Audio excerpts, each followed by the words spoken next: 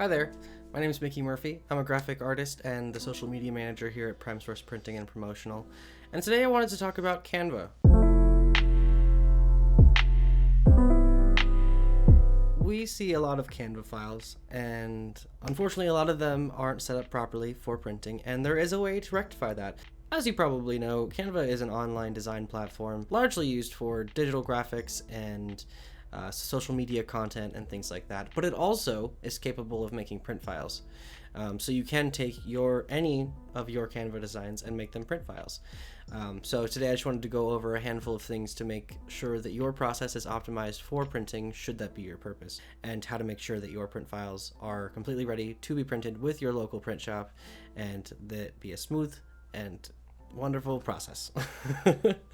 So let's just jump right into it. On the screen here, I have Canva pulled up, and so when you go to create a design, you got this list of documents. I do see a lot of people go ahead and make like flyers or posters or like an A4 document, things like that. But there is, and it's important to understand what your intent is. If you're trying to make a postcard, if you're trying to make a flyer, if you're trying to make a trifold, those kind of specific dimensions and specific design aspects are really important to understand at the beginning of the process. So you want to make sure that you're creating your size document properly. So let's say you're making a postcard. You want to make sure that your size is set to inches and your width is 8.5 by 5.5, for example. There's a lot of different postcard size, it's 6 by 11, 4.25 by 5.5, 6 by 9. So these things are, things that you should sort of decide upon. 8.5 by 5.5 is the most common that I see, so we're going to stick with that this time around. So we're going to go ahead and create the design. Now, just for ease, I'm just going to pick one of these designs over here on the left side. I am not a Canva Pro user, so these files are not unlocked for me. They're still watermarked. And yeah. So the first and foremost, probably the most fundamental aspect of this process is turning on your bleed. And the way to do that is actually really simple.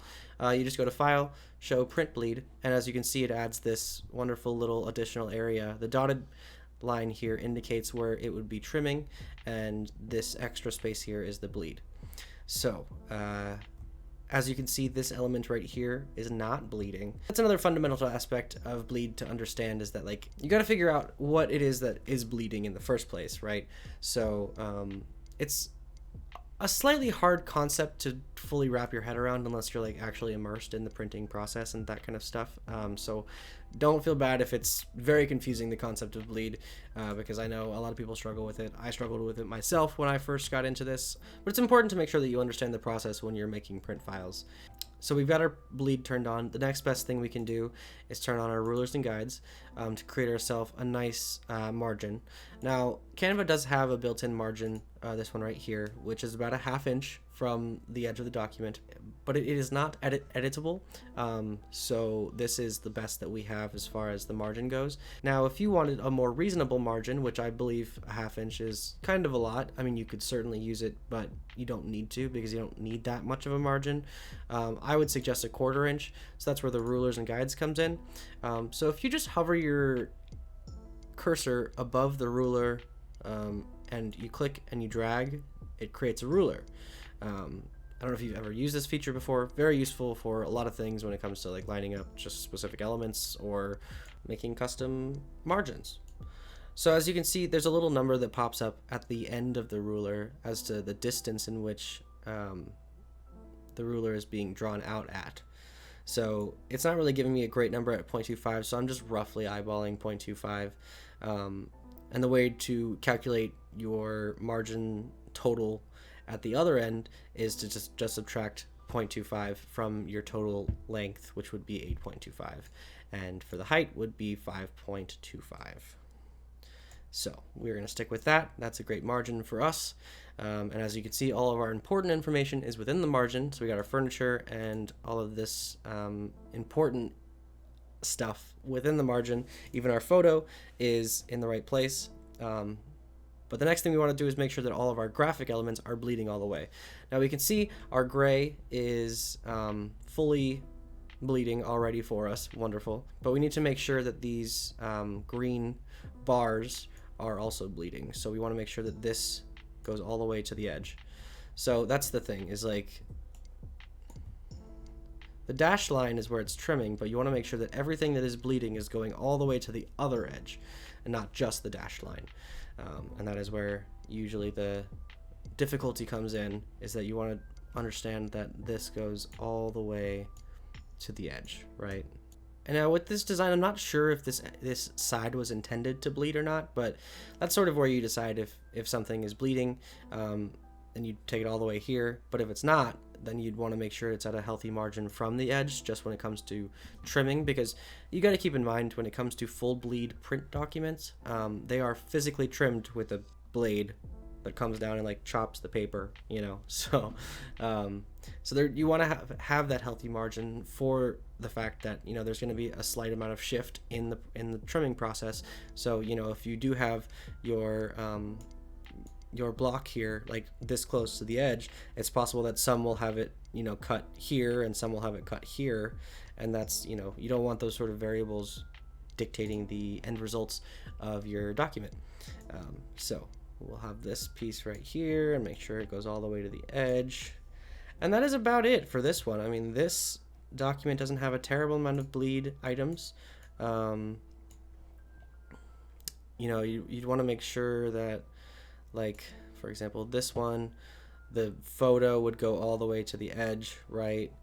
Now, the next most crucial step in this process is making sure you export your file from Canva properly. So you're going to want to hit the share button up here, and then there's a download button.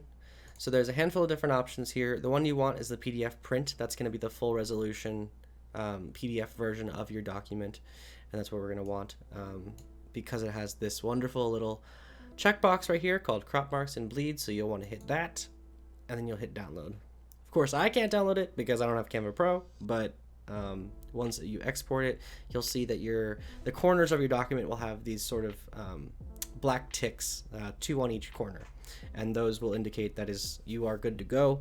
Your file has exported with bleed and with crops, and that file is good to send off to your printer.